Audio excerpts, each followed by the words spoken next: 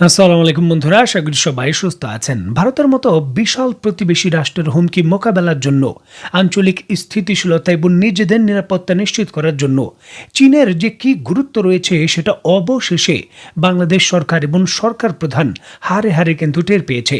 যার জন্য নজিরবিহীন সিদ্ধান্তের অনুসারে অবশেষে আমাদের প্রধান উপদেষ্টা চীন সফরে যাচ্ছেন।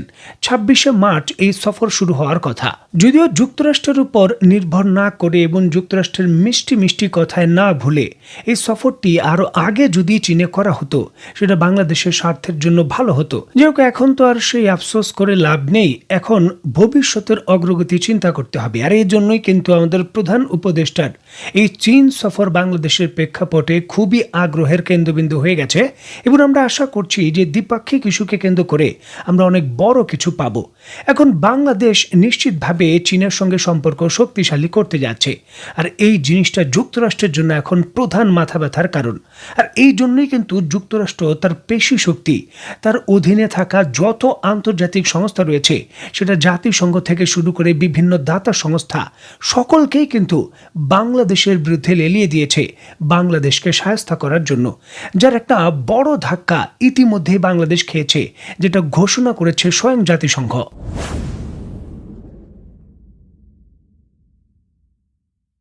বাংলাদেশের বিভিন্ন সংবাদ মাধ্যমের সূত্রের বরাতে ইতিমধ্যে নিশ্চয়ই আপনারা অবগত রয়েছেন, আগামী ১৩ই মার্চ ৪ দিনের সফরে বাংলাদেশে আসছেন জাতিসংঘের মহাসচিব এবং তিনি ঘোষণা দিয়েছেন বাংলাদেশে এসে তিনি পবিত্র রমজান মাসে বাংলাদেশের মুসলিমদের সঙ্গে সংহতি প্রকাশ করে পবিত্র রমজান মাসে রোজা রাখবেন। যদিও তিনি মুসলিম নন, তারপরও তিনি রোজা রাখবেন। এর পূর্বে মিশর এবং জর্ডান সফরেও তিনি রোজা রেখেছিলেন।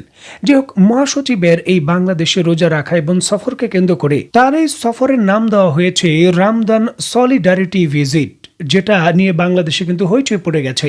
তবে এতে আমাদের লাভ নেই, বরঞ্চ এই জায়গায় জাতিসংঘের মহাসচিব রোজা রেখে বাংলাদেশকে কিন্তু এই ইঙ্গিতই দিতে চলেছেন যে বাংলাদেশ এবং রোহিঙ্গারা না খেয়ে থাকার অভ্যাস শুরু করো, কারণ জাতিসংঘের পক্ষ থেকে আমরা তোমাদের বিপুল পরিমাণে খাবার দাবারের জন্য যে ভর্তুকি দিতাম, এখন কিন্তু আর সেটা দেব না, এটা অর্ধেক হয়ে যাবে, অর্ধেক দেব। আমাদের দুঃখ যে আসলে কেন শেষ হয় না। জাতিসংঘের মহাসচিব বাংলাদেশ সফর করবেন, আশা ছিল যে পূর্বের যে সহায়তা, এর থেকে আরো বড় সহায়তা, বেশি সহায়তা দেওয়ার ঘোষণা দেবেন, তবে দেওয়া হয়েছে অর্ধেক করা হবে। দেখুন, গত ৫ই মার্চ বুধবার জাতিসংঘের সহযোগী সংস্থা বিশ্ব খাদ্য কর্মসূচি WDFP এর পক্ষ থেকে সরাসরি একটি চিঠিতে বলা হয় গভীর তহবিলের সংকটের কারণে ১০ লক্ষ রোহিঙ্গাদের জন্য বরাদ্দকৃত যে খাদ্য সহায়তা ছিল সেটা অর্ধেকে নামিয়ে আনতে বাধ্য হচ্ছে জাতিসংঘ।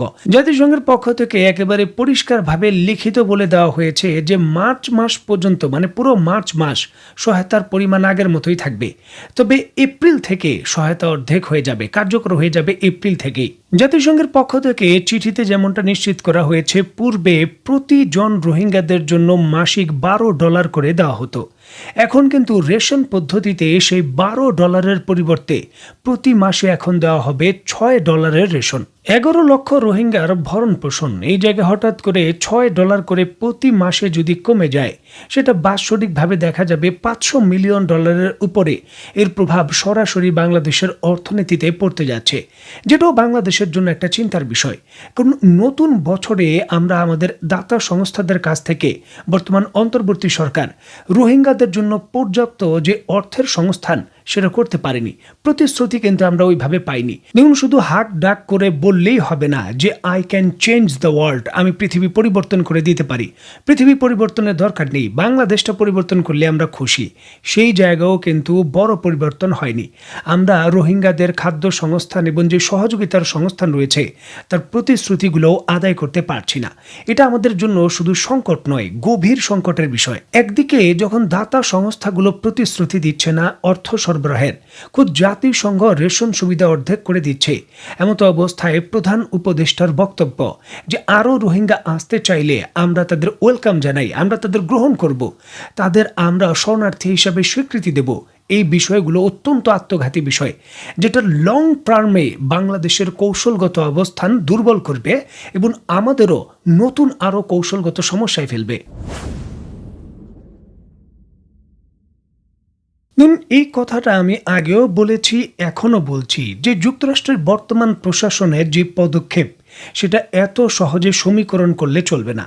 যে ভারতের বিপক্ষে গেছে এর মানে বাংলাদেশের পক্ষে তারা সিদ্ধান্ত নিয়ে নেবে, এইভাবে যদি সমীকরণ করেন তাহলে বিষয়টা মেলাতে পারবেন না। বর্তমান যুক্তরাষ্ট্র প্রশাসন নিজের স্বার্থের বাইরে কাউকে কোনো পাত্তা দেবে না, কাউকে কোনো সুবিধাও দেবে না। পরিষ্কার হিসাব, ভারতের যারা অবৈধ বাসী রয়েছেন, যুক্তরাষ্ট্রে রয়েছিলেন, তাদের ধরে ধরে হাতে হ্যান্ডকাপ পরিয়ে কার্গো বিমান দিয়ে ভারতে ফেরত পাঠিয়েছিলেন। যে জিনিসটা নিয়ে বাংলাদেশের সংবাদ মাধ্যমে শোলগড় হয়েছে এবং বাংলাদেশের যে সোশ্যাল মিডিয়া রয়েছে সেখানেও কিন্তু কম আলোচনা হয়নি। অবশেষে বাংলাদেশের ক্ষেত্রেও এটা বাস্তবায়ন করবে যুক্তরাষ্ট্র ঘোষণা দিয়েছে। যুক্তরাষ্ট্রের ভেতর বাংলাদেশের যত অবৈধ অভিবাসী রয়েছে, ভারতে ঠিক যেইভাবে তাদের নাগরিকদের ফেরত পাঠানো হয়েছে, বাংলাদেশেও একইভাবে কার্গো বিমান ভর্তি করে সেই সকল অবৈধ অভিবাসীকে ফেরত পাঠানোর ঘোষণা দিয়েছে যুক্তরাষ্ট্র এবং সেই প্রক্রিয়া অলরেডি শুরু হয়ে গেছে। যুক্তরাষ্ট্রের সরকারও বাংলাদেশ সরকারকে বিষয়টা আনুষ্ঠানিকভাবেই জানিয়েছে যে তাদের দেশের ভেতর কতজন অবৈধ বাংলাদেশি রয়েছেন তার তালিকা তারা তৈরি করে ফেলেছেন। এখন ধরে ধরে অভিযান পরিচালনা করা হবে এবং বিমানে ভর্তি করে তাদের বাংলাদেশে প্রেরণ করা হবে, এমনটা ঘোষণা দেওয়া হয়েছে এবং বাংলাদেশকে রানওয়ে প্রস্তুত রাখার কথা বলা হয়েছে। যদিও বাংলাদেশে এক্ষেত্রে বলেছে আমাদের নাগরিক আমাদের ফেরত দেন, আমাদের কোনো আপত্তি নেই, তবে অসম্মানজনকভাবে তাদের বাংলাদেশে প্রেরণ করবেন না, অনুরোধ করেছে। বাংলাদেশ যুক্তরাষ্ট্রের কাছে অনুরোধ করে বলেছে আমার দেশের নাগরিক আমরা নিতে রাজি আছি, তবে দয়া করে তাদের হাত করা পরাবেন না। তারা কোনো অপরাধী নয়, জীবিকার উদ্দেশ্যে আপনার দেশে গেছে, সেখানে কাজ করেছে বা অর্থ উপার্জন করেছে, ভিসা ছিল না, তারা অবৈধ অভিবাসী হলেও কোনো অপরাধী নয়। সুতরাং তাদের হাত করা পরিয়ে অসম্মানজনকভাবে বাংলাদেশে প্রেরণ করবেন না। বাংলাদেশের পক্ষ থেকে ওই অনুরোধটা করা হয়েছে। দেখুন, এই অনুরোধটা খুবই যৌক্তিক। তারা হতে পারে অবৈধ অভিবাসী, তবে তারা কোনো অপরাধী নয়, যুক্তরাষ্ট্র কোনো অপরাধ করেননি। তাদের সম্মানজনকভাবেই বাংলাদেশে প্রেরণ করা হোক, আমাদের নাগরিক আমরা আমাদের দেশে নিয়ে নেব।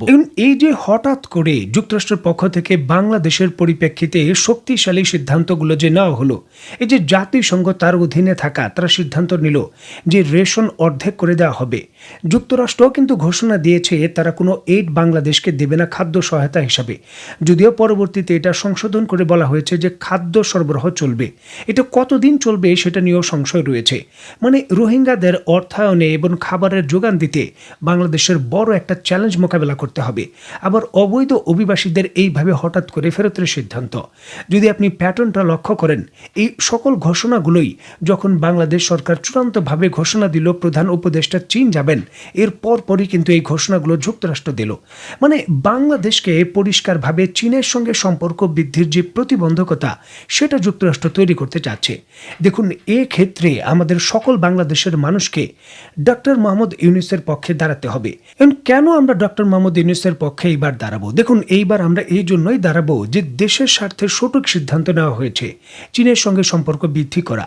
যদিও এই সম্পর্কের ট্রাইঅ্যাঙ্গেল কোন দিকে যায় সেটা নিয়েও কিন্তু দেখতে হবে। ব্যক্তি স্বার্থ হাসিল হচ্ছে না দেশের স্বার্থ হাসিল হচ্ছে, সেটাও দেখার বিষয়। যদি দেশের স্বার্থ হাসিলে এই চীনের সঙ্গে সম্পর্ক বৃদ্ধি করা হয়, অবশ্যই যুক্তরাষ্ট্রের হুমকি ধামকিকে কৌশলে বাংলাদেশের মানুষ মোকাবেলা করবে এবং ক্ষেত্রে সরকারের প্রতি পূর্ণ সমর্থন থাকবে যে দেশের স্বার্থ প্রাধান্য দিয়ে সরকার যে গুরুত্বপূর্ণ সিদ্ধান্ত নেবে তার মধ্যে আমরা আছি। তবে এখানে এই জিনিসটাও কিন্তু একটা বিবেচ্য বিষয় যে যুক্তরাষ্ট্রের কাছ থেকে কোনো কিছু না পেয়েই গত 7 মাসে অব্যাহতভাবে আমরা তাদের যে কূটনীতিক সমর্থন দিয়েছি বাংলাদেশের প্রেক্ষাপটে, সেটা কিন্তু আমাদের জন্য প্রতারণা স্বরূপ। যুক্তরাষ্ট্র কিন্তু তার প্রতিদান হিসেবে প্রতারণা করে আমাদেরই এখন কোণঠাসা করছে। সুতরাং যুক্তরাষ্ট্রের সঙ্গে সম্পর্ক বৃদ্ধির ক্ষেত্রে সতর্ক হওয়া ছাড়া আর কোনো উপায় নেই। তো বন্ধুরা, এই গুরুত্বপূর্ণ বিষয়টিকে কেন্দ্র করে আপনি ব্যক্তিগতভাবে কি মনে করছেন তো অবশ্যই কমেন্ট বক্সে লিখবেন। তো বন্ধুরা, আজকের মতো বিদায়, নতুন কোনো ভিডিও নিয়ে আবার দেখা হবে। সেই পর্যন্ত সবাই ভালো থাকবেন, সুস্থ থাকবেন এবং বাংলাদেশকে ভালোবাসবেন। আল্লাহ হাফেজ।